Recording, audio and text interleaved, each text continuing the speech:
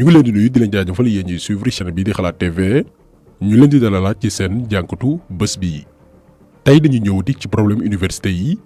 bu ngeen déggee ñëwati mooy daanaka juróom benn weer ci ginnaaw la ñu defoon jàngat bu yaatoo yaatu ci mboolem daara yu kaw yi nekk Sénégal ndax interpellation yi dafa bari woon ñu ne nañu collecté mboolem jafe-jafe yu université yi jàkkoonteel moo xam Dakar Thiès Saint-Louis Bambey Ziguinchor université virtuelle ba ci université du Sine Saloum El Hadji Ibrahima Niass ñu daal di poser problème yi ni jànkoonteel amoon yaakaar ni ñi nga xam ne ñoom la ñu dénk njàngamu kawe mi bu dee ni avenir étudiants yi moo leen ñor daañu ci trouver ay solution mais neexul a wax la vérité mooy dafa am benn système bu fi nekk boo xam ni objectif bi nekkul assurer étudiants yi avenir bu baax expliqué woon nañ ko ci vidéo bi ñu defoon ci université yi stratégie bi mooy jël bachelier yëpp ñi am bac yëpp orienté leen ci université publique yi nga xamante nii ministère de l'enseignement supérieur moo gën a xam ni fees na dell mënatuñ supporter li mu étudiants yi leen di sëf léegi ci surnombre boobu noonu njàng mu baax mënu fa am ñun ñëpp gis nañ niveau enseignement supérieur bi pas parce que étudiants yi ñoo nulaar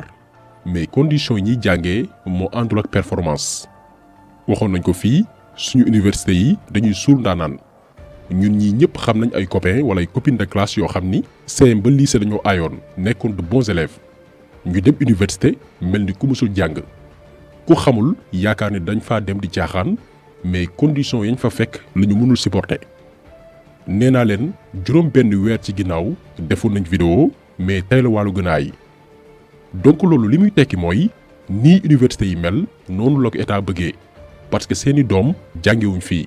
ñoom seen yoon newul ci xale yi l'essentiel pour ñoom mooy chaque année nañu dajale bachelier yi yëpp tas leen ci mboolem université publique yi taxaw nag di ko bàkkoo naan orienté nañ ñëpp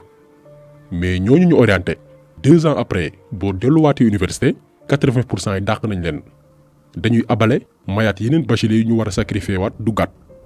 lii mooy système de l'enseignement supérieur au Sénégal sacrifier ay avenir u jeune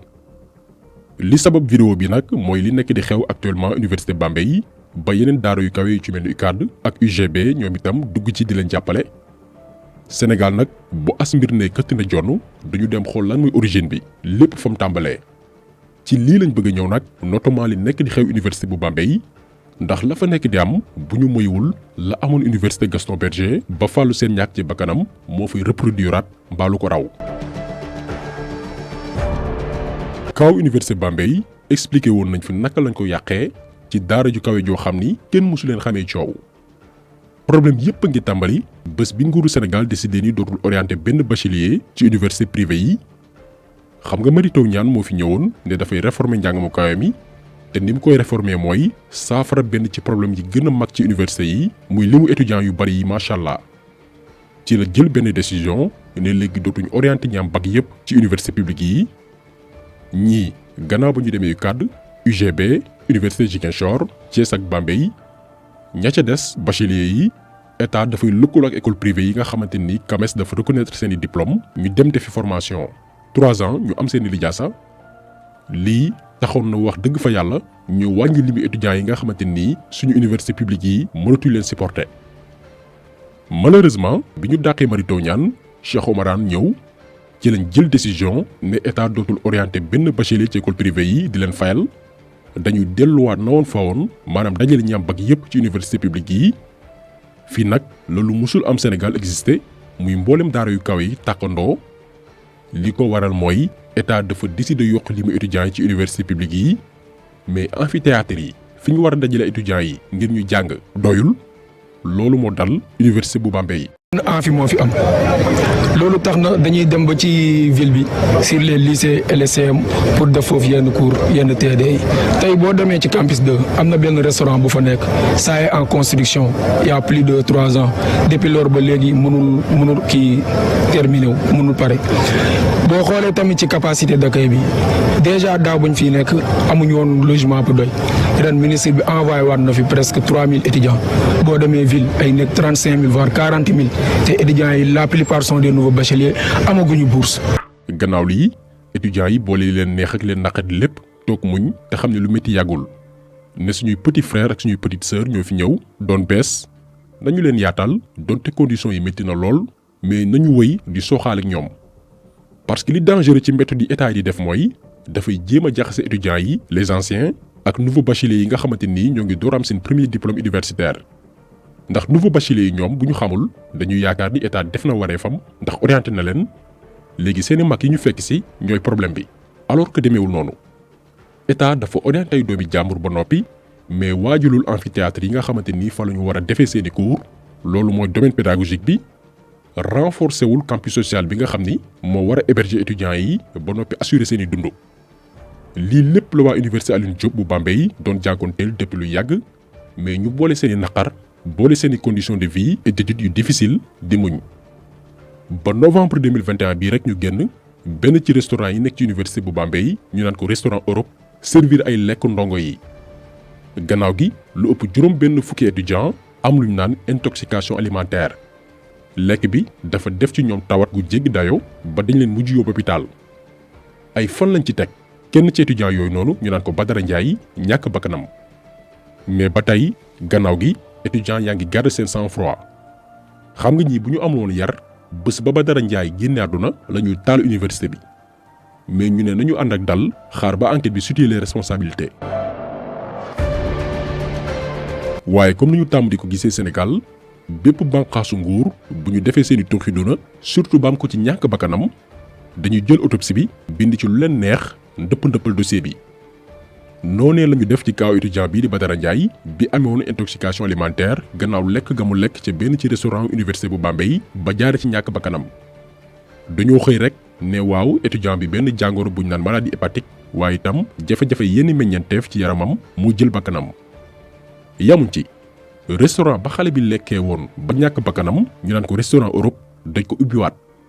te leeraluñu lan moo nekkoon ci ñam ga ñu serviroon étudiants yi ba lu ëpp juróom benn fukk ci ñoom am ci intoxication alimentaire leeraluñ loolu ba tey jii ñuy wax ak yéen bañ ko ubbee nag te amul benn enquête bu sérieuse ci la étudiants yi dal ci kaw restaurant boobee vidéo yi yaakaar naa ñëpp ko gisandoo. voici resto Europe bi amoon intoxication moo nekk nii quoi moom la gars yi saccagé. lii nag bari na ñu métti bañ ciy saaga étudiants yi di leen taxé lu nekk mais leeraluñu lan moo nekk ci ginnaaw lii lépp. restaurant bii ngeen di seen ci la étudiant bi naan Badara Ndiaye ak yeneen i naataangoom lekkee woon ba amee ci feebar ñu yóbbu leen hôpital gannaaw gi moom Badara Ndiaye ñàkk bakkanam ñu lànk ne duñu def ay investigation ci lekk gi ñu joxe étudiants yi fan lay bàyyeekoo yan anam lañ koy conserver ndax ànd naag cet ak sell ban façon lañ koy toggee ba nit ki mën ko digérer te du ko jural benn loraange lii la étudiants yi doon sàkku ñu leeral ko ba mu leer naññ. ndax newul la première fois étudiant lekkee ci benn restaurant mboolem université yi nekk Sénégal jógee ci am ay mettitu biir mbaa yeneen i feebar bari na ay étudiant moo xam université boo mën a jël Sénégal bu dem consulter médecin ñu ne leen wàññi leen lekk bi ngeen di lekk ci restaurant université yi lii di université Bambey dongo mais mboolem daara yu kaw yi nekk Sénégal la mais kaw Bambey moo gën a critique ndax dafa am ko ci ñàkk bakkanam mais dañoo lànk ne duñu tëj restaurant yi wutal étudiants yi beneen alternative le temps que ñu ubbi benn investigation benn enquête leeral xeetu lekk yii ñu leen di jox fan lay bàyyeekoo ak ban anam lañ koy conserver laataa ñu koy togg di ko jox ay doomi aadama ñu koy dugal seen biir dañoo lànk bañ ba tëdd ci suuf ne duñu def ay enquête ci mbir moomee lii nag li muy signifié mooy jàppewuñu étudiants yi nit joxuñu leen cër bakkanu étudiant lañ ne amul benn njariñ lii mooy dëgg parce que suñu autorités yi seeni doom jàngewuñ ci université yi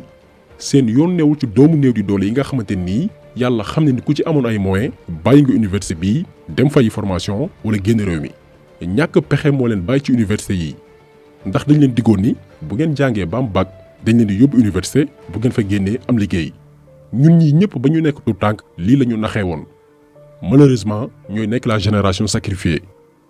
Sénégal nag ngay gis étudiant bu deewee ci restaurant gannaaw lañ ko fa jox mu lekk du choqué kenn te moonte bakkanu doomi aadama la ñuy wax amul enquête amul topp bu ci war dañoo dellu ubbiwaat restaurant boobee comme si que dara xewul étudiants yi na loolu du fi am def la ñuy def ñu ne leen da ngeen a réew lii hypocrisie la naafeq la ay table ak chaise yu ñu yàq gënul foor bakkanu doomi aadama te ci lii la autorité université yi lànk bañ a leeral moo indi li nekk di xew Bambey.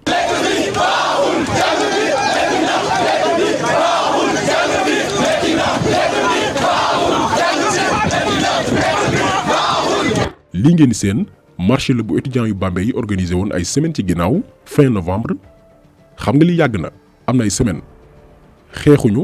sànniwuñu xeer taluñu pëna yàquñu alalu jàmbur seeni morceau yu xonk ak seeni pancarte lañu yor nee na autorité yi leeral lekk yu bon yi leen di servir ñu ko dugal seen biir bu suñu njiit di bëggoon jàmm moment bii la ñuy saafara seeni càkkutéef jàmm na ñooy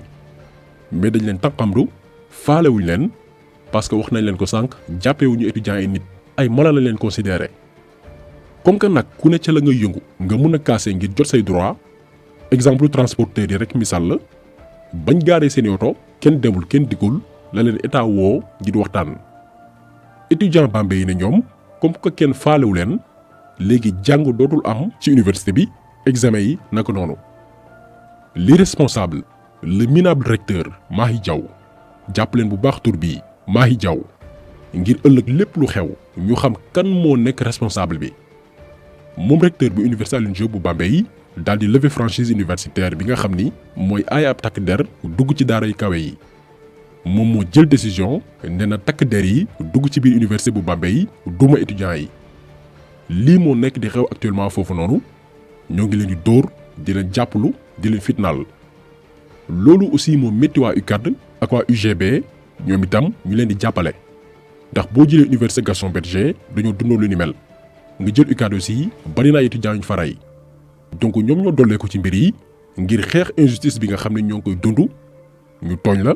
mettre la ci condition njàng yu métti na la bul wax loo muñ mu jeex di la servir ay lekk yu bon ba am ko ci ñàkk bakkanam ñu ne yoon du chef liggéeyam waaye yéen étudiants yi amoo leen droit fippu amoo leen droit grève ñun nag suñu devoir en tant que lanceur d'alerte suñu devoir mooy xamal opinion bi sénégalais yi alerte ngir ëllëg lépp lu xew ñu xam ni étudiants yi ay victimes lañ dañoo jàmmarloog nguur goo xamante ni jàppewuñu leen ay nit respecté wuñu leen doomi aadama nag buñ la respecté wul teguñ la sa place te ña la koy teg seeni doom ñoo ngi ci ay conditions wu njàng yu mucc ayib te ci xaalisu askan wi lañ koy fayee liy tax nag ñu jox la cër gannaaw loolu lépp mooy xeex ba am ndam kon ñun ñoo ngi ci gannaaw étudiants yi ba géej gi fer donc taxaw bi tey loolu woon ñu ngi leen di gërëm di leen jaajëfal di leen di daje incha allah beneen yoon ci beneen jàngat jaa ngeen jëf.